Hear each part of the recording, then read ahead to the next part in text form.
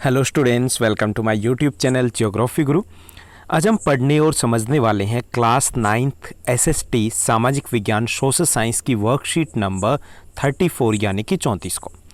आज की वर्कशीट बेहद खास है, बहुत इम्पोर्टेंट भी और बहुत आसान भी है। आज से हम शुरू करने वाले हैं क्लास 9th की इकोनॉमिक्स का चैप्टर नंबर 3 यानी कि अर्थशास्त्र का तीसरा चैप्टर निर्धनता एक चुनौती। इस चैप्टर में हम समझने वाले हैं कि निर्धनता क्या होती है, उसके कारण क्या होते हैं और उसके परिणाम क्या होते हैं। जब निर्धन व्यक्ति होता है तो उसके परिणाम क्या निकल के आते हैं, ये सब कुछ हम समझेंगे। उसके बाद कुछ आसान से क्वेश्चन दिए गए, उनको हम हल करेंगे। चलिए हम शुरुआत करते हैं। जैसा कि आप अपनी स्क्रीन के ऊपर देख पा रहे हैं, ये हमारी वर्कशीट नंबर 34 है, 34 नंबर है। निर्धनता एक चुनौती का ये पहला भाग रहेगा हमारा आज का। हमारा विषय है सामाजिक विज्ञान एसएसटी, जिसमें हम अर्थशास्त्र यानी कि इकोनॉमिक्स आज से शुरू करने वाले हैं। आज की दिनांक है 22 सितंबर 2020। एक और चीज़ मैं आपको बताना चाहूँगा कि इस बार की जो हमारी एसएसटी की वर्कशीट है, इसके फ़ॉन्ट छोटे हैं। ओके, तो उसके कारण हो सकता है कि आपको यहाँ पर स्क्रीन में देखने में थोड़ी समस्या रहे। तो इसके लिए बेटर ये रहेगा कि आप अपनी वर्कशीट है वो साथ लेकर के बैठें, ताकि आपको अच्छे से समझ में आए। हम अपने आसपास बहुत से ऐसे लोग देखते हैं जो बहुत गरीब होते हैं। गांव में भूमिहीन कृषि मजदूर होते हैं जो दूसरे की ज़मीनों के ऊपर मजदूरी करते हैं और अपना पेट पालते हैं, अपने परिवार का पेट पालते हैं। और मजदूरी कृषि में नियमित नहीं होती, वर्ष के 3-4 महीने तो खाली बैठना होता है। दैनिक मजदूरी करने वाले जो शहर में आप देखते हो, जिनकी मजदूरी दैनिक होती है, यानी कि दिन में काम मिलेगा तो शाम को चूल्हा जलेगा उनके घर में, रिक्शा चालक होते हैं, वो भी दैनिक मजदूरी की तरह ही होते हैं। कूड़ा बीनने वाले जो लोग होते हैं, पेट के लिए सब कुछ करना होता है उन्हें। जब कुछ कूड़े में मिलेगा तो उनका पेट भरेगा। भिखारी होते हैं, बेसहारा अनाथ या फुटपाथ या शहरों की झुग्गियों में रहने वाले ऐसे लोग हैं जो अपनी रोज़ाना की ज़रूरतों को पूरा नहीं कर पाते। यानी पहली जो ज़रूरत होती है वो होती है पेट। वो पेट से आगे ही नहीं बढ़ पाते, बाकी चीज़ें तो उनके लिए लग्जरी जैसी होती है। तो ये गरीबी है।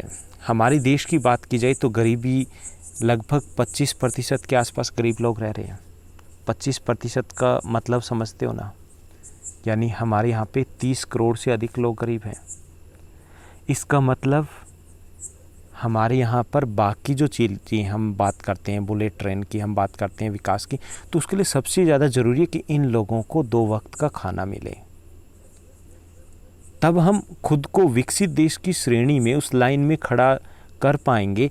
या हम ये कह सकते हैं कि ये जो गरीब लोग हैं, जिनकी जनसंख्या इतनी हो जाती है कि अमेरिका की जनसंख्या से अधिक है, इनकी जो रोजी रोटी है वो हमारी सरकार की प्राथमिकता होनी चाहिए। तो गरीबी है वो एक अभिशाप कह लीजिए, एक बड़ी समस्या कह लीजिए जो देश के लिए है। अब निर्धनता क्या है, इसको हम अर्थ को समझते हैं कि निर्धनता का अर्थ होता है भुखमरी या आश्रय का ना होना। या निर्धनता का अर्थ है जब किसी व्यक्ति के पास 2 वक्त का खाने के लिए कोई जुगाड़ प्रबंध ना हो, तो वो निर्धनता है। यानी कि अगर कोई व्यक्ति है, वो 2 वक्त का पौष्टिक भोजन है वो खुद के लिए या परिवार के लिए उपलब्ध ना करवा पाए, तो वो गरीबी है। ओके, तो गरीबी या निर्धनता क्या है? भुखमरी गरीबी में ही आ गया। या आश्रय का ना होना, यानी कि आवास का ना होना, घर का ना होना, ये भी गरीबी है। या एक ऐसी स्थिति है गरीबी कि जब माता पिता अपने बच्चों को विद्यालय नहीं भेज पाते, या कोई बीमार आदमी है वो इलाज नहीं करवा पाता। अब सीमापुर इलाका है दिल्ली का, झुग्गी झोंपड़ियों वाले लोग रहते हैं। अब आप देख रहे होंगे कूड़ा बीनते हैं। क्यों बीनते हैं? शौक नहीं है, क्योंकि उनके लिए जिंदा रहना ज़्यादा ज़रूरी है और उसके लिए पेट भरना ज़रूरी है। और पेट भरने के लिए उनके पास और कोई साधन नहीं होता। जो 5-6 साल का बच्चा है वही कूड़ा बीनने के लिए निकल पड़ता है। तो ये निर्धनता का अर्थ है गरीबी, भुखमरी। यानी कि जब किसी व्यक्ति के पास, किसी परिवार के पास खाने योग्य कुछ ना हो, तो निर्धनता है। और निर्धनता के कई और सारी चीज़ें सामने आती है कि जब खाने योग्य नहीं, तो निर्धनता में भुखमरी होती है, निर्धनता में कुपोषणता होती है, निर्धनता में स्वास्थ्य का स्तर निम्न होता है, निर्धनता में काम धंधा नहीं होता। निर्धनता का अर्थ है स्वच्छ पेयजल, साफ सफाई की सुविधाओं का भी अभाव होता है। जहाँ निर्धनता होती है, जहाँ निर्धन लोग होते हैं, वहाँ पर नियमित रोज़गार की भी कमी होती है, काम नहीं मिल पाता, क्योंकि ये जो निर्धन है वो ना ठीक से पढ़ पाते हैं, ना उनके पास कोई स्किल होती है, और इसके कारण काम धंधा मिलना बड़ा मुश्किल होता है। न्यूनतम शालीनता सत्र का भी अभाव होता है। यानी हम लिविंग स्टैंडर्ड की बात करते हैं, लाइफ स्टैंडर्ड की बात करते हैं, तो वो न्यूनतम जो आवश्यकताएं होती है घर में वो भी नहीं होती। असहायता की भावना होती है, यानी कुछ कर भी नहीं सकते, कुछ करना चाहते हैं लेकिन कर नहीं सकते, क्योंकि करने के लिए शिक्षा ज़रूरी होती है, स्वास्थ्य ज़रूरी होता है, उसके लिए प्रशिक्षण ज़रूरी होता है, स्किल ज़रूरी होता है, तीनों चीज़ों का अभाव होता है वहाँ पर। तो निर्धनता का अर्थ क्या लगाओगे आप? निर्धनता का अर्थ है कि लोगों के पास खाने के लिए, यानी कि रोटी, कपड़ा और मकान की कमी, आप ऐसे लिख सकते हो। आसान हो गया ना, कि जब लोगों के पास रोटी, कपड़ा, मकान, यानी कि अपनी आवश्यकताओं को कोई पूरा नहीं कर पाता, तो उसे हम निर्धन कहते हैं। निर्धन लोग ऐसी स्थिति में रहते हैं जिसमें उनके साथ सभी स्थानों पर दुर्व्यवहार होता है। समाज में भी ये समझा जाता है, जो थोड़ा सा जिनकी बेहतरीन इनकम है तो वो उनके साथ मिलना जुलना पसंद नहीं करते, या उनको ये भी लगता है कि नहीं ये निर्धन है, शायद पैसे मांगेगा, या लिविंग स्टैंडर्ड की भी बात आ जाती होगी। वो समाज में उनको कई स्थानों पर दुर्व्यवहार का सामना करना पड़ता है, यानी उनके ऊपर विश्वास भी कम किया जाता है, ऐसा भी समाज का एक रुख रह जाता है या होता है। कोई भी निर्धनता में जीना नहीं चाहता, लेकिन जो निर्धन है उनके पास कोई ऑप्शन नहीं होता उससे निकलने का। आय और उपभोग के सत्र के साथ अब निर्धनता को निरक्षरता सत्र, यानी कि अगर हम देखें कि निर्धनता के कारण क्या क्या होता है, एक तो ये कि उनकी आय कम मिलेगी, उनका उपभोग का सत्र कम मिलेगा। उपभोग मतलब चीज़ें क्या क्या खरीदेंगे तो वो उनका कम मिलेगा, यानी कि उपभोग का सत्र क्या है, सिर्फ भोजन के ऊपर ज़्यादा जोर मिलेगा। दूसरा, उनमें निरक्षरता है वो अधिक मिलेगी, क्योंकि स्कूल विद्यालय जाने का मौका नहीं मिल पाता। कुपोषणता के कारण रोग प्रतिरोधी क्षमता है वो इनमें कम होती है, यानी जब भी थोड़ा सा भी अगर कोई बीमारी फैलती है, चाहे हम जैसे डेंगू की बात करें, मलेरिया की बात करें, हैज़ा की बात करें, टाइफाइड, तो सबसे पहले यही चपेट में आते हैं, क्योंकि इनका रोग प्रतिरोधी क्षमता यानी कि इम्यून सिस्टम वो कमज़ोर होता है।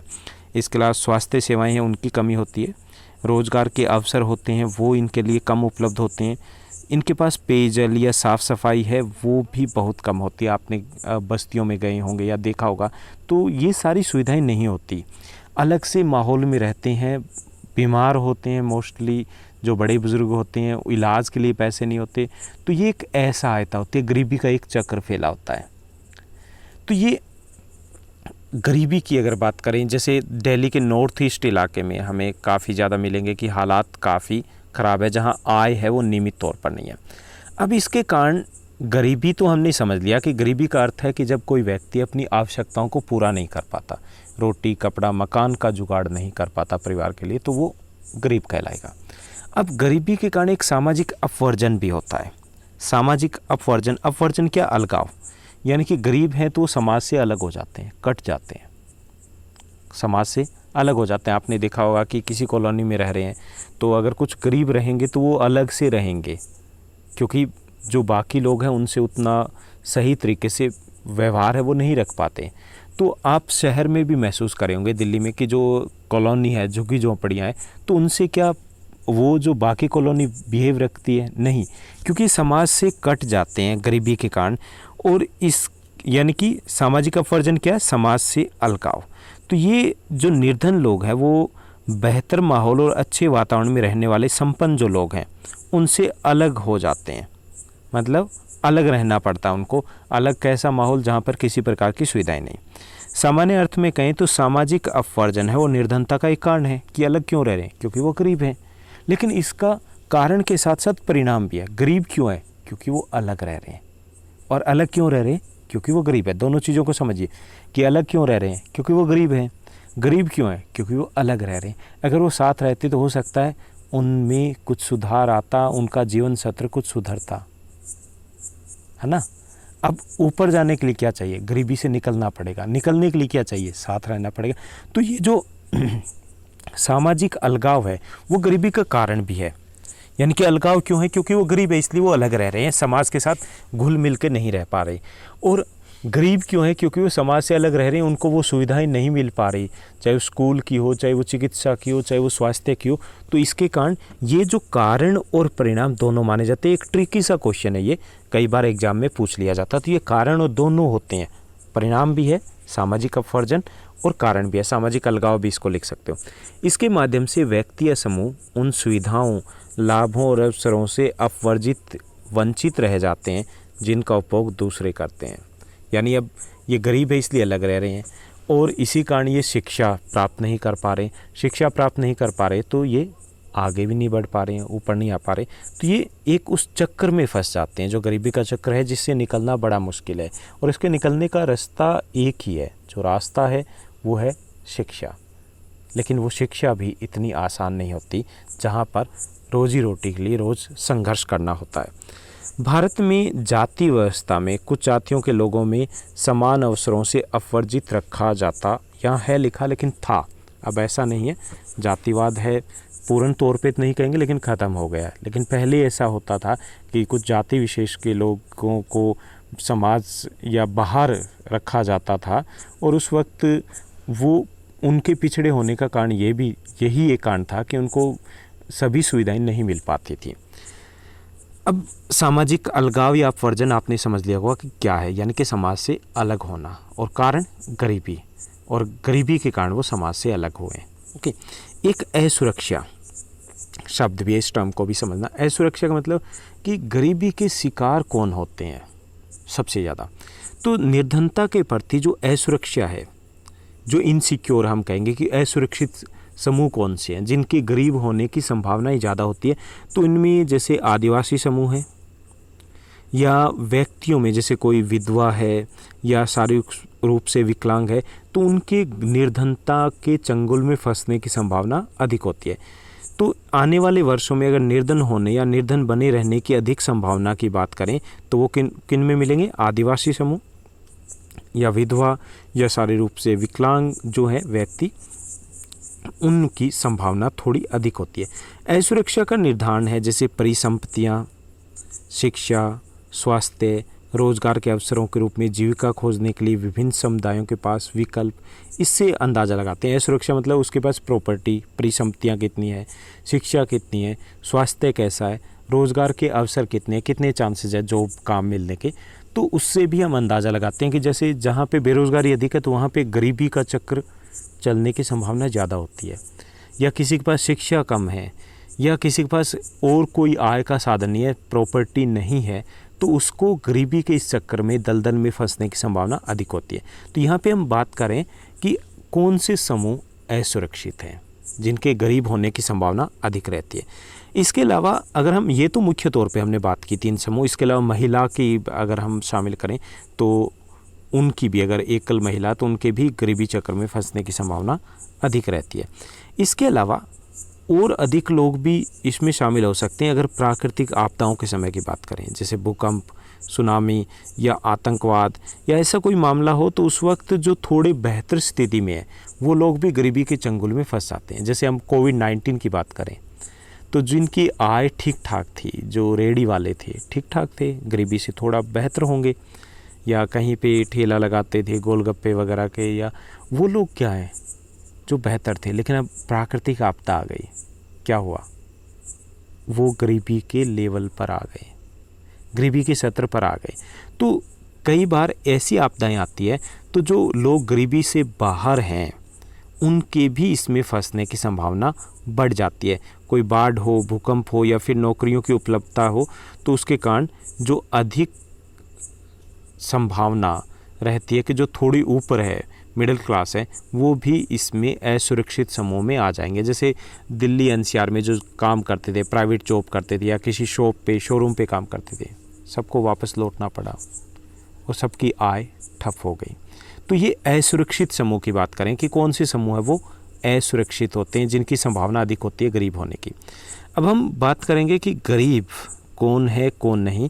इसके लिए आपके पास एक कार्ड होता है जिसको बोलते हैं BPL card, below poverty line, कि ये गरीबी रेखा से नीचे है। मतलब ये रेखा देखी आपने कभी कहीं? नहीं, ये काल्पनिक रेखा होती है। तो ये निर्धारित रेखा जो है, निर्धनता रेखा जो है वो क्या होती है।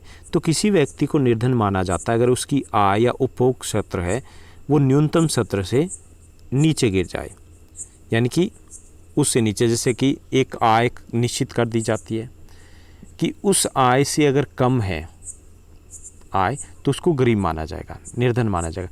अगर उस आय के लेवल से अधिक है तो उसको क्या माना जाएगा कि वो निर्धनता, बीपीएल फैमिली नहीं है, वो APL family, above poverty line है।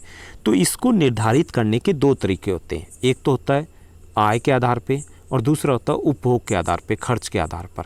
दो तरीके होते हैं, आय और उपभोग। आय में तो यह है कि मान लीजिए हमने 800 रुपये निर्धारित कर दिए एक व्यक्ति के एक महीने के, तो 800 रुपये जिसके हैं वो तो एपीएल में है, 800 से कम जिसकी आय है मंथली तो वो बीपीएल में हो गए। ओके, तो एक तो आय है, दूसरा उपभोग की उसकी आवश्यकताएं, जैसे कैलोरी की आवश्यकता, कैलोरी में भी मापते हैं, जो खाने पीने की आवश्यकता है तो उसके आधार पे देख सकते हैं। तो इसमें जो निर्धनता रेखा है वो काल और स्थान के अनुसार अलग अलग हो सकती है। अमेरिका में अलग तरीका है, अपने यहाँ पे अलग है। अमेरिका में जिसके पास गाड़ी नहीं वो बीपीएल में आता है, मतलब गाड़ी नहीं है तो बाइक वगैरह हो। अपने यहाँ पे 2 वक्त का खाना अगर नहीं मिल रहा तो बीपीएल में आ रहा है वो। प्रत्येक देश एक काल्पनिक रेखा का प्रयोग करता है जिसे विकास उसके स्वीकृत न्यूनतम सामाजिक मानदंडों के अनुरूप उससे निर्धारित किया जाता है कि ये गरीब है या नहीं है। तो भारत में जब हम निर्धारित करते हैं इस रेखा को तो हम देखते हैं खाद्य आवश्यकताएं कितनी हैं, कपड़ों की आवश्यकता, जूते, ईंधन, प्रकाश, शिक्षा, चिकित्सा, यानी कि ये चीज़ें देखते हैं कि मान लीजिए एक व्यक्ति को खाने के लिए चाहिए एक महीने में लगभग 200 रुपये का, ओके, हम एज्यूम करें। जूते के लिए, चिकित्सा, शिक्षा, ये मान के हमने खर्चा बना लिया कि 1300 रुपये, ओके। तो हमने 1300 रुपये की निर्धारित कर दी गरीबी रेखा को कि जिसके पास 1300 रुपये नहीं होंगे वो बीपीएल में गरीबी रेखा से नीचे आएगा और जिसके पास है वो एपीएल में आएगा। तो ऐसे हम इन चीज़ों को शामिल करते हैं, खाद्य की आवश्यकता, कपड़ा, जूते, ईंधन, प्रकाश, शिक्षा और चिकित्सा संबंधी आवश्यकताएं। तो इनको देख लेते हैं उस वक्त के मौजूद रेट के अनुसार और उसको रुपए में कन्वर्ट कर लेते हैं। तो ये आय का सत्र होता है, हम आय के आधार पर तय करते हैं। तो इसमें खाद्य वस्तुओं में अनाज, दालें, सब्जियां, दूध, तेल, चीनी, ये सब कुछ शामिल होती है। इसके अलावा एक ये भी एक खाद्य आवश्यकता है, उसको जो मापा जाता है उसको कैलोरी में मापा जाता है, जैसे कि आयु, लिंग और काम करने की प्रकृति के आधार पर कैलोरी की आवश्यकताएं बदल जाती है। जैसे भारत में जो कैलोरी की आवश्यकताएं, जो ग्रामीण इलाके हैं वहाँ पे 2400 कैलोरी आवश्यकता होती है और शहरी में 2100 कैलोरी। ये भोजन की आवश्यकताएं जो गरीबी रेखा को निर्धारित करते हैं तब हम ध्यान में रखते हैं, ओके।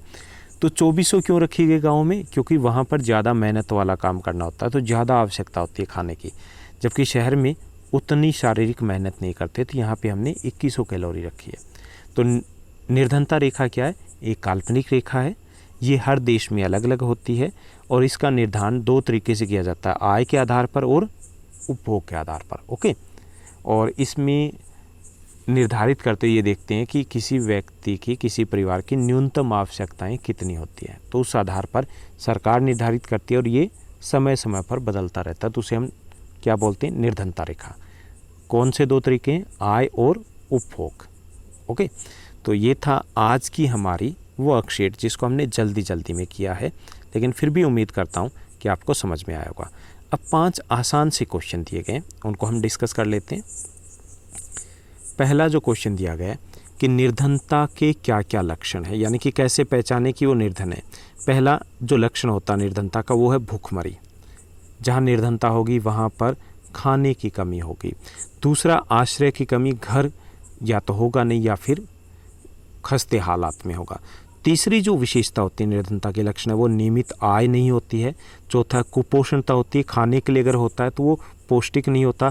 और 5वीं है शिक्षा की कमी, यहाँ पे शिक्षा आएगा। तो ये 5 लक्षण होते हैं निर्धनता के। उसके बाद दूसरा जो हमारा क्वेश्चन है वो दिया गया है कि निर्धनता से लोगों का जीवन किस प्रकार प्रभावित होता है, यानी कि निर्धन लोग हैं उनके ऊपर क्या प्रभाव पड़ता है निर्धनता का। पहला, उनमें इम्यूनिटी कम होती है, यानी कि रोग प्रतिरोधक क्षमता कम होती है। निरक्षरता अधिक होती है, पढ़ाई की तरफ वो नहीं जा पाते। और यहाँ पे कुछ मिसप्रिंट है, निर्धनता से लोग कैसे प्रभावित होते हैं ये हमें बताना है। तो पहला, उनमें इम्यूनिटी कम होती है। दूसरा, उनमें निरक्षरता होती है, यानी कि शिक्षा की कमी होती है। तीसरा, सामाजिक अलगाव, यानी वो समाज से अलग रहते हैं, समाज के साथ मिल के नहीं रह पाते। और चौथा, उनमें भूखमरी और कुपोषणता भी आम होती है, तो इस तरीके से वो प्रभावित होते हैं। उसके बाद तीसरा जो हमारा क्वेश्चन दिया गया वो है कि सामाजिक अपवर्जन यानी कि सामाजिक अलगाव और निर्धनता एक दूसरे का कारण भी है और परिणाम भी है। कैसे? तो सामाजिक अपवर्जन का अर्थ है सामाजिक अलगाव यानी कि समाज से अलग होना। तो निर्धन लोग हैं वो समाज से कट जाते हैं, क्योंकि वो निर्धन है इसलिए वो बाहर रहते हैं, अलग रहते हैं।